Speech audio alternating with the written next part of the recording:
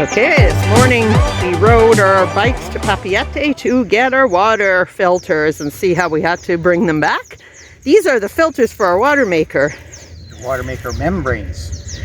How much were they, Andrew? Almost $1,000 a piece. Almost, I think over 1,000 a piece, wasn't it? No.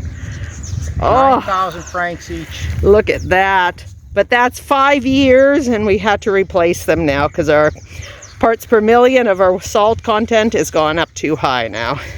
Water's life. And now it is time to put the new membrane into the pressure tube. That's the correct way. Oh yeah, see here we're showing you right here is that washer that we don't want to be sliding all the way in the tube. There's an arrow that says flow goes that way, and on the pressure tube it says the inlet there and flow is that way. So we got it correct. Now I just press it down until I feel a click, and that's it there. And now I put the top on.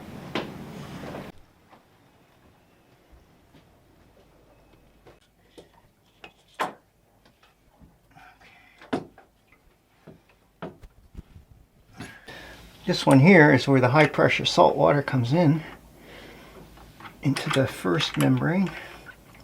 We have them hooked up into series, so the waste salt water comes out of this membrane and goes into that membrane, membrane number 2. So then that's maybe why one membrane would be dirtier?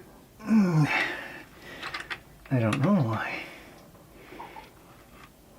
This hose grabs the salt water that comes out of membrane number 2 and just dumps it overboard. These two small tubes here is where the fresh water comes out. This line here is the high pressure, comes from a high pressure pump, and is our salt water, and that comes in after it's been filtered 4 times. New water filters installed and our salinity is just over 100, way better than 900, just before my brother arrives for a visit here in Papeete, and we rent a car and head out to the caves. It's a grotto cave, yeah. Is this a loop here? One way, like it was the trail your way and the trail this way? Yeah. Well, let's pick one. Oh, there's water in this grotto.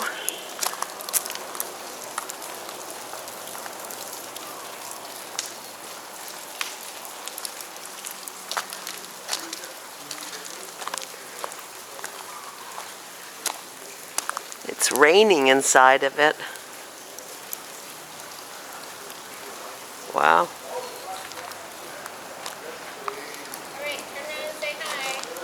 Look at this cool plant.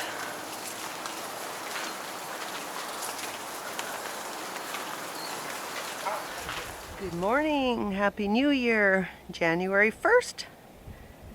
We are in Wahine, and this is the east side of the island. This side has a little moto for the outside of the ocean, and it makes a nice little lagoon between here, the outside, and Wahine's main island. Very protected, beautiful little spot. We are going to leave this morning and go to the west side, Anchorage. See what we find there. Counting down the days because Gary and Kitty have to fly out of Bora Bora on the 7th. So we're going to start making our way towards Bora Bora. What a beautiful place. Over here, this coral reef, they even had anemones with clownfish. First time I've ever seen that. Little dories in the anemones.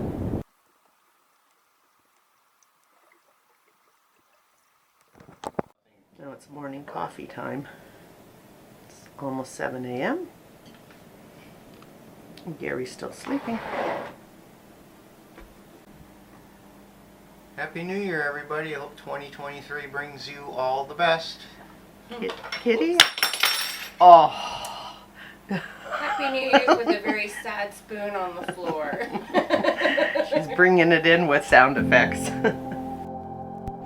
New Year's Day, we make our way from the east side of Wahine towards the west side of the island.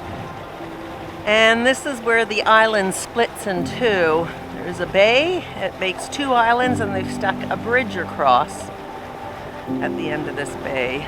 But it goes all the way through. You can go through with the small boat, not with the mothership. Driving around Wahine today.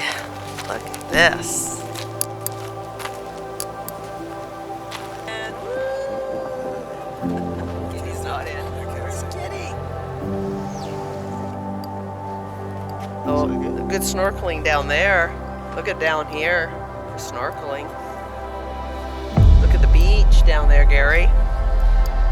Next day, we leave Wahine and sail to Bora Bora for our final leg. About 7 miles from the Bora Bora entrance.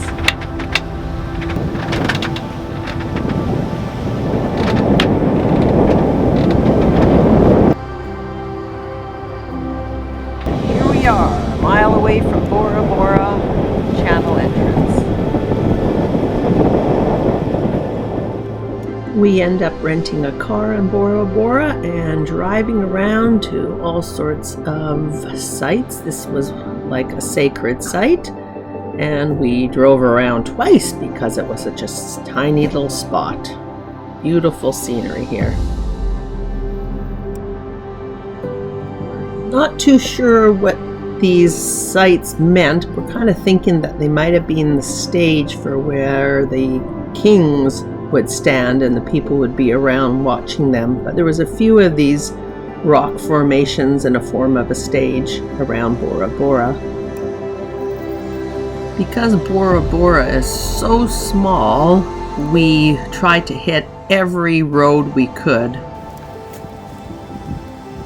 Just past the overwater bungalows is the only entrance to by water to Bora Bora, and this is what these gun placements were protected. This is a World War II gun. The U.S. had placements on Bora Bora. They to fend off because the Japanese invasion of Pearl Harbor. This is one of them back in 1942.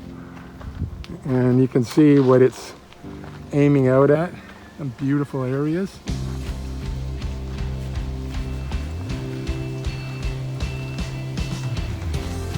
There's a bunker. And then a bunker here as well. The morning before Gary and Kitty depart Bora Bora and fly back to Tahiti, we do one final snorkel in the reef across the bay.